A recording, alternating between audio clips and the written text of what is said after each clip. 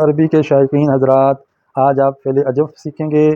فعل اجوف ہوتا کیا ہے، فعل اجوف میں کیا کیا تبدیلیاں آتی ہیں، ان کے کیا اصول ہیں، فعل اجوف کی گردان کیسے ہوتی ہے، ماضی کی کیسے کریں گے، مضارع کی کیسے کریں گے، اور یہ بھی سیکھیں گے کہ فعل اجوف کن ابواب سے عام طور پہ آتا ہے۔ یہ ساری چیزیں سیکھنے کے لیے آپ پوری ویڈیو ضرور دیکھیے گا۔ آپ اگر نئے ہیں تو چینل کو سبسکرائب کر لیجئے، اور ویڈیو پسند ہے تو لائک اور شیئر کیجئے، اور اگر کوئی سوال ہو تو ضرور کمنٹ کیجئے۔ چلیے شروع کرتے ہیں۔ بسم اللہ الرحمن الرحیم۔ السلام علیکم ورحمۃ اللہ وبرکاتہ۔ شائقین عربی کو عربی کلاس میں خوش آمدید۔ آج ہم فعل اجوف پڑھیں گے۔ اجوف جوف سے بنا ہے۔ جوف کا معنی ہوتا ہے پیٹ، یعنی یہ وہ فعل ہے جس کے پیٹ میں علت ہے، واو یا یا ہے۔ ایسے فعل کو فعل اجوف کہتے ہیں جس فعل کا عین کلمہ یعنی درمیانی حرف واو یا یا ہو، جیسے قالا اس نے کہا، خافا وہ ڈرا، باع اس نے بیچا۔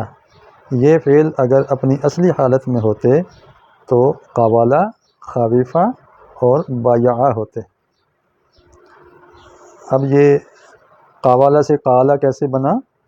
اس کا فارمولہ یہ ہے کہ اگر واو یا حرف علت متحرک ہو، اس کو پچھلی حرکت کے مطابق بدل دیتے ہیں۔ اب اس واو کے اوپر حرکت زبر موجود ہے اور اس کے پیچھے زبر ہے، تو اس کو ہم الف بنا دیں گے، کیونکہ زبر کے بعد الف پڑھنا آسان ہے۔ یہاں بھی ایسے ہی ہے، خاویفہ سے خافہ، بایا، یہاں دیکھیں یا حرف علت ہے، متحرک ہے، اور اس سے پہلے فتح ہے زبر، ہم اس زبر کے موافق یا کو الف میں بدل دیں تو یہ بایا سے باع بن جائے گا۔ اجوف بابی کے زیادہ تر افعال نصر ینصر باب سے آتے ہیں، اور اجوف یائی کے زیادہ تر افعال باب ضرب یضرب کے وزن پر استعمال ہوتے ہیں۔ ان کے ماضی کی گردان یوں ہوگی، قالا، قالا، قالو، قالت، قالتا، قلنا۔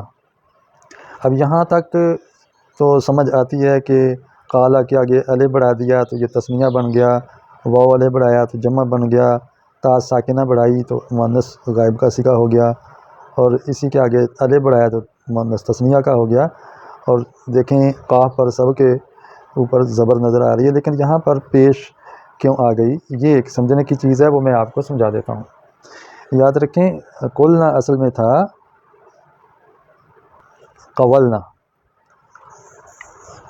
اب اس واو متحرک کو ہم نے پہلے الف میں بدلا تو بن گیا قالنا، قالنا۔ اب الف اور لام ساکن ہو گئے تو دو ساکن جمع نہیں ہوتے، تو ہم نے ایک کو گرا دیا تو بن گیا قلنا، قلنا۔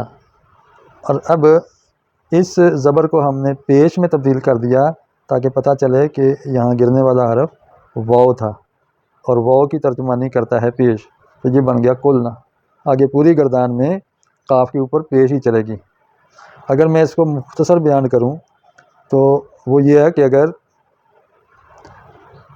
حرف علت واو ہو تو اس واو کو گرا کے اس کی ترجمانی کے لیے پیش لگا دیں تو قلنا بن جائے گا۔ یہ بہت شارٹ کٹ ہے۔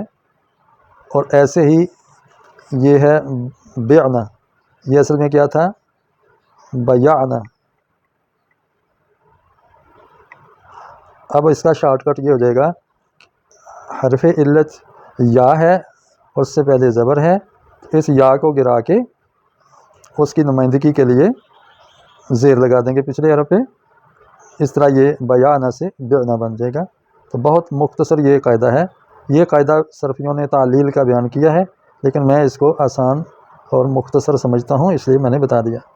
اب ہم اس کی اگلی گردان کرتے ہیں۔ قلنا سے پھر بہت آسان ہے، تا، تما، تم، تی، تما، تن، تو، نا، یہ ضمیریں جو ضمائر بارزہ مرفوع متصلہ کہلاتی ہیں، یہ بڑھا دیں گے تو گردان بن جائے گی، قلنا، قلتا، قلتما، قلتم، قلتی، قلتما، قلتن، قلت، قلنا۔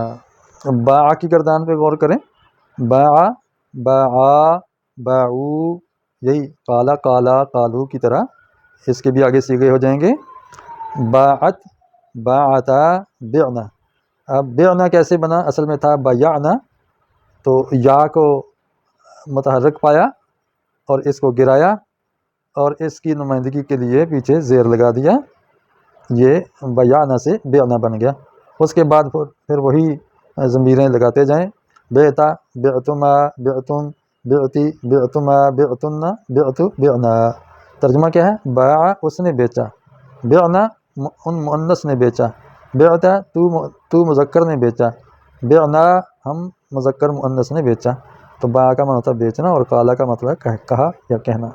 ان کے مضارع کی گردان یوں ہوگی، یقول، یقولان، یقولون، تقول، تقولان، یقلن، تقول، تقولان، تقولون، تقولین، تقولان، تقلن، اقول، نقول۔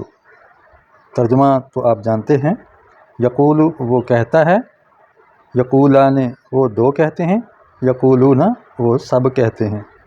اب آپ کہیں گے کہ یقول ینصرو کی طرح ہونا چاہیے تھا، یقبلو، تو یہ یقول کیسے ہو گیا؟ اس کا جواب یہ ہے کہ اصل میں تھا یقبلو۔ جب حرف علت متحرک ہو، اس کے پیچھے حرف صحیح ساکن ہو، تو پھر حرف علت کی حرکت پیچھے چلی جاتی ہے، ساکن کو مل جاتی ہے اور حرف علت پرسکون ہو جاتا ہے۔ یہی اس کے اندر فنکشن ہوا ہے، یقبلو سے یقول بن گیا ہے۔ اچھا یہاں بھی دیکھیں، یقلنا یہ اصل میں تھا یقبلنا، یقبلنا۔ اب یہ یقلنا کیسے بنا؟ وہ اس طرح کہ جہاں حرف علت متحرک ہے اور پیچھے ساکن ہے، تو وہی یہ والا فارمولہ اس میں بھی لگے گا کہ حرف علت کی حرکت ما قبل کو مل جائے گی۔ اب یہ ساکن ہو کے بن گیا یقولنا۔ اب یہ دو ساکن جمع ہو گئے، دو ساکن جمع نہیں ہو سکتے، اس لیے ان دو میں سے کسی ایک کو گرا دیں گے۔ تو بتائیے بیمار حرف کو یا صحت مند حرف کو گرائیں گے؟ تو ہم چھٹی کرائیں گے بیمار حرف کی، اور یہاں سے واو ختم ہو گیا، تو کیا بن گیا؟ یقلنا۔ اب اس گردان کو لیجئے، یبیع، یبیعان، یبیعون، یہ اجوف یائی کی گردان ہے۔ وہ بیچتا ہے، وہ دو بیچتے ہیں، وہ سب بیچتے ہیں۔ تبیع، تبیعان، یبعن، وہ بیچتی ہے، وہ دو بیچتی ہیں، وہ سب بیچتی ہیں۔ تبیع، تبیعان، تبیعون، تو بیچتا ہے، تم دو بیچتے ہو، تم سب بیچتے ہو۔ تبیعین، تبیعان، تبعن، تو بیچتی ہے، تم دو بیچتی ہو، تم سب بیچتی ہو۔ ابیع میں بیچتا ہوں، نبیع ہم بیچتے ہیں۔ یہ یبیع بھی اصل میں یضربو کے وزن پر یبجیع تھا، تو وہی اس کے اندر قاعدہ لگا جو اوپر ہم نے یقبلو میں لگایا تھا کہ حرف علت متحرک ما قبل ساکن، حرف علت کی حرکت ما قبل کو دی، پہلے والے کو دے دی، اب یہ سکون والا ہو گیا اور بن گیا یبیع۔ یہاں یبعنا کیسے بنا؟ اصل میں تھا یبیعنا، یضربنا کے وزن پر۔ تو یہاں بھی وہی فارمولہ ہے جو کہ یقبلنا میں تھا کہ حرف علت حرکت والا ہے جبکہ حرف صحیح سکون والا ہے۔ حرف علت کی حرکت سکون والے کو مل گئی تو یہ یبیعنا بن گیا، دو ساکن جمع ہوئے تو ہم نے حرف علت کو گرا دیا، پیچھے یبعنا رہ گیا۔ امر کی گردان یوں ہوگی، قل، قولا، قولو، قولی، قولا، قلنا، تو کہہ، تم دو کہو، تم سب کہو، تو ایک مؤنث کہہ، تم دو مؤنث کہو، تم سب مؤنث کہو۔ یہ حاضر کے صیغے ہیں، اگر غائب یا متکلم کے صیغے امر بنانے ہوں تو اس کے شروع میں لام زیر لی لگتا ہے۔ اب آپ کہیں گے کہ فعل امر میں ہم نے پہلے پڑھا ہے کہ شروع میں حمزہ امر آتا ہے، جیسے انصر کے وزن پر آپ دیکھیں، انصر میں حمزہ امر لگ رہا ہے، اس کے مطابق تو اقبل آنا چاہیے تھا۔ تو بھائی تھا یہ اقبل ہی، لیکن حرف علت جب بیچ میں آ جائے تو اس میں کمی بیشی ہو جاتی ہے۔ بیمار حرف کو یا تو پرسکون کرنا ہوتا ہے یا رخصت دینا ہوتی ہے، اس لیے یہاں بھی وہی معاملہ ہوا کہ حرف علت متحرک ہے، اس سے پہلے ساکن ہے، تو ہم نے حرف علت کی حرکت ما قبل کو دے دی اور یہ بن گیا اقول، اقول بن گیا۔ دو ساکن جمع ہو گئے، ہم نے ایک ساکن کو گرا دیا تو اقول رہ گیا۔ اب یہ فا کلمہ متحرک ہے، جب فا کلمہ متحرک ہو امر میں تو پھر حمزہ امر کی ضرورت نہیں رہتی، اس لیے حمزہ امر بھی گر گیا اور قل بن گیا۔ یہی حال یہاں پہ آپ کو ملے گا، بع تو ایک بیچ، بیعا تم دو بیچو، بیعو تم سب بیچو، بیعی تو ایک مؤنث فروخت کر، بیعا تم دو مؤنث فروخت کرو، بعنا تم سب مؤنث فروخت کرو۔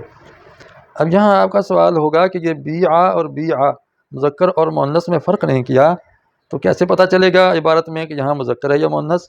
تو ہم کہتے ہیں کہ یہ سیاق و سباق سے پتہ چلے گا، پتہ چل جائے گا کہ یہ مؤنث کے بارے میں بات ہو رہی ہے یا مذکر کے بارے میں، تو اس کے مطابق پھر یہاں معنی ہم متعین کر لیتے ہیں۔ یہ بیع بھی قل کی طرح مختصر ہو گیا، اصل میں تھا ابیع، اضرب کے وزن پر ابیع، تو یا متحرک ما قبل ساکن حرف علت کی حرکت ما قبل کو دی، بن گیا ابیع، دو ساکن جمع ہوئے، یا حرف بیمار کو گرا دیا، بن گیا ابیع۔ اب فا کلمہ متحرک ہے امر میں، تو حمزہ امر کی ضرورت نہ رہی، تو رہ گیا بیع۔ اب یہ لفظ میں حاصل ہو گیا ہے۔ اب اگلا سوال ہوگا کہ قولا بھی تو فعل امر ہے، اس میں سے واو گرا دیا، اس میں اور اس میں سے واو کیوں نہیں گرا؟ یہ بھی تو بیمار تھا، اس کو بھی چھٹی دیتے۔ تو ہم کہتے ہیں کہ اصل میں یہ اس لیے گرا ہے یہاں سے کہ اس کے بعد متحرک نہیں تھا، ساکن تھا۔ جب اگلا حرف متحرک ہو، پچھلا ساکن ہو، تو پھر حرف علت کی حرکت ما قبل کو مل جاتی ہے، اقبلا سے اقولا بن گیا۔ اب فا کلمہ متحرک ہے امر میں، تو حمزہ امر کی ضرورت نہ رہی، تو یہ قولا بن گیا۔ اب سوال کہ یہ واو کیوں نہیں گرایا؟ ہم کہیں گے کہ یہاں اس کو آسانی سے پڑھا جا سکتا ہے، اور یہاں کیونکہ واو ساکن سے پہلے ضمہ پڑھا جا سکتا ہے آسانی سے، تو پھر آپ کا سوال آئے گا تو پھر کہ یہاں بھی تو پڑھا جا سکتا تھا، اس کو اقول کہہ دیتے، لام کو ساکن کر دیتے۔ تو اس میں غور کیا جائے عربوں کے الفاظ پہ، تو وہ ایسے مواقع پہ جب دو ساکن ہو تو ایک کو گرا دیتے ہیں، اور دو ساکن نہ ہو تو پھر حرف علت کو باقی رکھتے ہیں۔ یہاں دو ساکن نہیں تھے اقولا کے اندر، تو یہ واو کی بچت ہو گئی۔ یہ کیوں متحرک ہے؟ فعل امر میں تو لام کلمہ ساکن ہو جاتا ہے، تو ہم کہیں گے کہ یہ الف تثنیہ کا لگایا، اس وجہ سے اس کو پڑھنے کے لیے پیچھے زبر کی ضرورت تھی، لہٰذا یہ زبر بھی اس کی عارضی ہے، یہ صرف تثنیہ یا جمع میں یا ان میں آ رہی ہے۔ اگر یہ دو ساکن ہوتے تو یہ کبھی بھی واو یہاں نہ رہتا اور اس کو حرکت نہ ملتی، یہاں الف کی وجہ سے اس کو زبر ہم دے رہے ہیں۔ یہ تھا آج کا سبق، جس میں ہم نے گردانیں سیکھیں اور گردانوں کے اندر لفظ میں آنے والی تبدیلیاں اور اس کی مکمل توجیہ کی، تعلیلات سیکھی ہیں، تعلیل کے فارمولے سیکھ لیے۔ آپ کو کس قدر سمجھ آئی ضرور بتائیے گا، چینل کو سبسکرائب ضرور کر لیجئے، کمنٹ بھی کیجئے، ویڈیو پسند آئی ہو تو لائک بھی کیجئے۔ السلام علیکم ورحمۃ اللہ وبرکاتہ۔